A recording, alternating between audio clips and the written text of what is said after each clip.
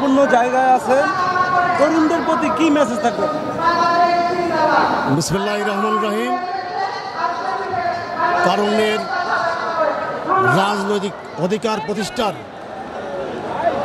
খুলনা বিভাগ এবং বরিশাল বিভাগে আজকের এই সমাবেশে হাজার হাজার ছাত্রদল, যুবদল, স্বেচ্ছাসেবক দলের নেতাকর্মীরা খুলনার সার্কিট হাউস ময়দানে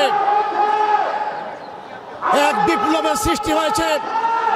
জনাব তারেক রহমান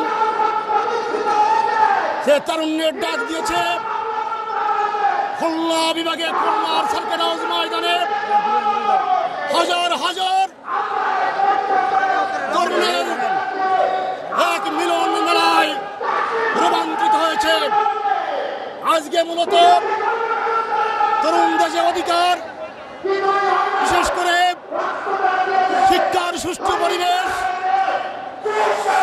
স্বাস্থ্য পাওয়ার তার যে নৈতিক অধিকার, সর্বশেষ ভোটাধিকার, দীর্ঘ 17টি বছর বিএনপির ভারপ্রাপ্ত চেয়ারম্যান জনাব তারেক রহমান নেতৃত্বে ভোটের জন্য, একটি সুষ্ঠু ভোটের জন্য যে আন্দোলন শুরু করেছিল গত জুলাই এবং আগস্টের বিপ্লবে, তার পরিসমাপ্তি ঘটেছে। এই বিপ্লবের মহানায়ক, এই বিপ্লবের এই সরকারের পতনের যিনি নেতৃত্ব দিয়েছেন, তিনি হলেন বিএনপির ভারপ্রাপ্ত চেয়ারম্যান জনাব তারেক রহমান। তার নেতৃত্বে আজকে ফ্যাসিস্ট সরকারের পতন হয়েছে। ডুমুরিয়া উপজেলা বিএনপির শত শত বললে ভুল হবে, হাজার হাজার ছাত্র যুবক আজকে এই মিলন মেলায় উপস্থিত হয়েছে। আমি ডুমুরিয়া উপজেলা বিএনপির পক্ষ থেকে আজকের এই মিলন মেলায় উপস্থিত তরুণদের আন্তরিকভাবে ধন্যবাদ জানাচ্ছি এবং একটি সুষ্ঠু ভোটের জন্য আজকে যে তরুণ 18 বছর বয়স হয়েছে, ভোটার হয়েছে। ভোটাধিকার যে কি জিনিস, ভোট যে কি জিনিস, এটা ভুলে গেছে ফ্যাসিস্ট সরকার।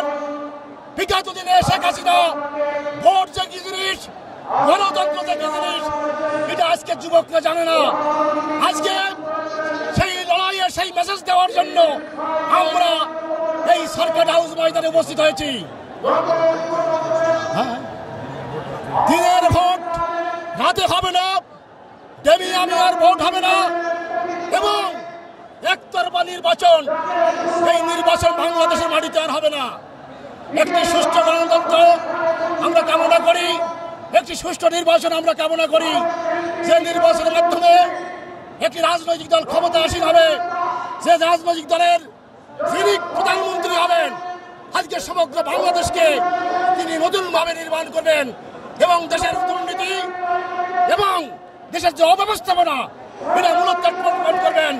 আমরা বিশ্বাস করি একটি সুষ্ঠু নির্বাচন যদি বাংলাদেশে হয়, তাহলে বাংলাদেশের জাতীয়তাবাদী দল বিএনপির ভারপ্রাপ্ত চেয়ারম্যান জনাব তারেক রহমান আগামী দিনে বাংলাদেশের প্রধানমন্ত্রী হবেন, এটা আমরা বিশ্বাস করি। এবং সংস্কার একটা চলমান প্রক্রিয়া।